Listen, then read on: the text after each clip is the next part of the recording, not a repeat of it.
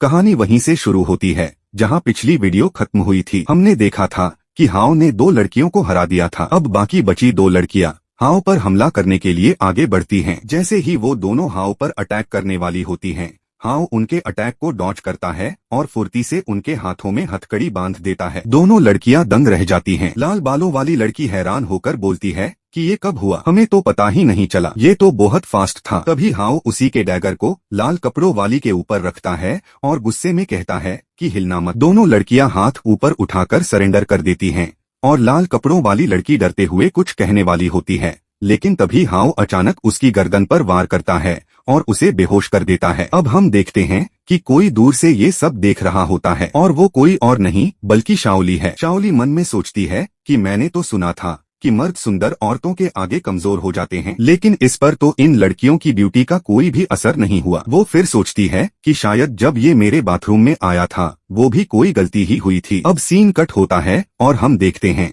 कि हाओ ने चारों लड़कियों को बांध दिया होता है। वो सब धीरे धीरे होश में आती हैं। हाओ उन्हें देखता है और सोचता है कि क्या बेकार बर्बादी है ऐसे शानदार बॉडीज की। पर एक बात मुझे समझ में नहीं आ रही है कि मुझे जितने भी सर्वाइवर्स मिले हैं सबकी सब लड़कियां ही क्यों हैं। तभी लाल कपड़ों वाली लड़की गुस्से में हाओ से कहती है कि कमीने, तुझे पता है कि हम कौन हैं? हम ब्लैक लोटस गैंग से हैं। अगर तुमने हमें इस तरह से ट्रीट किया तो याद रखना बदला जरूर लिया जाएगा। हाओ मुट्ठी कसता है और उनकी गैंग के नाम का मजाक उड़ाते हुए बोलता है कि ब्लैक लोटस गैंग नहीं, इनका नाम तो ब्लैक हार्ट गैंग होना चाहिए क्योंकि इनका दिल तो काला है। हाओ उन लड़कियों से कहता है कि बेहतर होगा कि मेरे सवालों का जवाब दो, वरना ज़ॉम्बीज़ की दावत बनने के लिए तैयार रहो। फिर हाओ लाल कपड़े वाली लड़की के पास जाता है और कहता है कि सिर्फ चूचू ही नहीं, तुम सब ने मर्दों को फंसाने के लिए ये प्रिटी गर्ल वाला ट्रैप बनाया था। हाओ चूचू से पूछता है कि इस दुनिया के मर्दों को क्या हो गया है? तो तुम्हारे कहने के मुताबिक कोई भी मर्द आज तक तुम्हारे जाल से नहीं बच पाया। वैसे ये बताओ कि इतने टाइम से मुझे कोई और मर्द दिखाई क्यों नहीं दिया है? चूचू हैरान होते हुए पूछती है कि क्या तुम्हें पता नहीं है, मर्द तो अब ऐसे हो गए हैं जैसे कोई दुर्लभ प्रजाति हो। हाओ कंफ्यूज होते हुए चूचू से पूछता है कि आखिर तुम्हारा मतलब क्या है? चूचू समझाने लगती है कि वायरस फैलने के बाद मर्दों में सबसे पहले लक्षण दिखने लगे। एक स्टडी के अनुसार ये वायरस मर्दों में महिलाओं की तुलना में कई गुना तेजी से फैलता है, इसलिए पूरे देश में मर्दों की संख्या अचानक से घट गई। 2/3 मर्द इन्फेक्ट हो गए और फिर धीरे धीरे लगभग खत्म ही हो गए। अब ज्यादातर कैंप और इलाकों पर महिलाएं राज कर रही हैं और मर्द एक रेयर कमोडिटी बन चुके हैं। ये सब सुनकर हाओ गुस्से में सोचता है कि ये दुनिया तो मेरी सोच से भी ज्यादा बिगड़ चुकी है। एक तरफ ज़ॉम्बीज़ की बाढ़ है और दूसरी तरफ औरतें अब जानलेवा बन चुकी हैं। ऐसे माहौल में अकेले सरवाइव करना नामुमकिन है। दुनिया को बचाना तो छोड़ो, खुद को बचा पाना भी मुश्किल है, चाहे मैं कितना भी ताकतवर क्यों न हो जाऊं। फिर हाओ सोचता है कि मुझे यहाँ एक गैंग बनानी होगी और जब दुनिया में लड़कियां ही ज्यादा हैं तो क्यों न मैं एक ऑल गर्ल्स आर्मी बनाऊं। तभी कुछ आवाज सुनकर हाओ चौंक जाता है। वो बगल में देखता है और सोचता है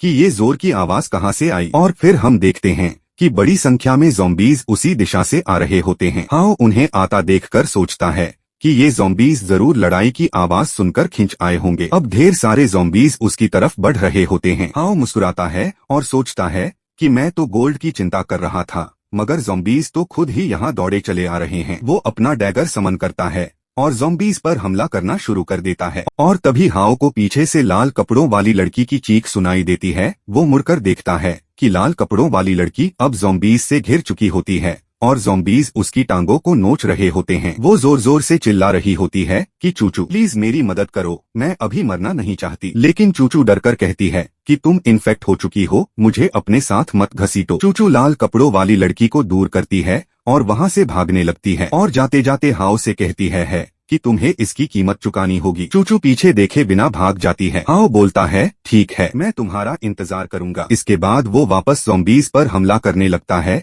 एक के बाद एक सबको काटता है। वो सोचता है कमाल हो गया, इस बार तो बहुत माल हाथ लग गया। उसे हर एक ज़ॉम्बी को मारने पर 1 मिलियन गोल्ड कॉइन्स मिल रहे होते हैं। हाओ खुशी से डांस करने लगता है और सोचता है आज तो बहुत माल बरस गया भाई। दूर खड़ी शाओली ये सब देख रही होती है और वो कंफ्यूज होते हुए सोचती है कि ये ज़ॉम्बीज़ से डरने के बजाय इतना एक्साइटेड क्यों हो रहा है। फिर वो चौंक कर सोचती है कि क्या इसको ज़ॉम्बीज़ पसंद हैं। इसके बाद हम देखते हैं कि और भी ज़ॉम्बीज़ हाओ की तरफ बढ़ रहे होते हैं। हाओ एक लंबी सांस लेकर सोचता है कि लगता है आज के लिए बस इतना ही काफी है। ये ज़ॉम्बीज़ तो जैसे सोने के ढेर हों। छोड़कर जाना थोड़ा मुश्किल लग रहा है। मैंने ज्यादातर गोल्ड जमा कर लिया है, लेकिन अगर लड़ाई जारी रही तो और ज़ॉम्बीज़ खींचते चले आएंगे। अगर मैं उन्हें संभाल नहीं पाया तो मुसीबत हो जाएगी। अब वक्त है पीछे हटने का। इसके बाद हाओ एक ज़ॉम्बी पर हमला करते हुए अपने वेपन को चेंज करता है और उस वेपन की मदद से उस ज़ॉम्बी के सर को धड़ से अलग कर देता है। दूर से शाओली जब उस वेपन को देखती है तो चौंक जाती है। वो देखती है